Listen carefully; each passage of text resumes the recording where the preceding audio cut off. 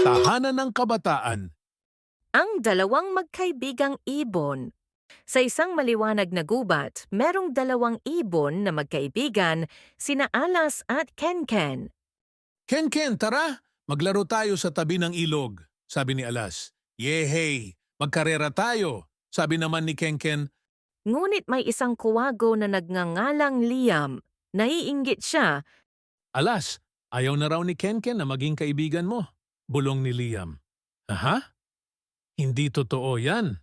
Nalungkot si Alas. Ken, sabi ni Alas, ayaw na niya sayo.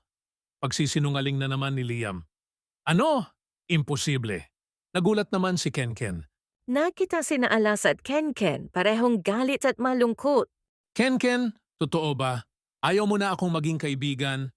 Galit na sabi ni Alas, akala ko ikaw ang nagsabi. Naguluhan si Ken. Ngunit natuklasan nilang si Liam pala ang nagsisinungaling. Nahiya at nalungkot naman si Liam sa kaniyang ginawa.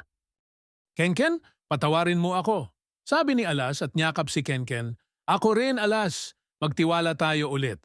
Sambit ni Ken at nyakap din si Alas. Ang tunay na kaibigan ay marunong magpatawad. Liam, maari ka ring maging kaibigan namin.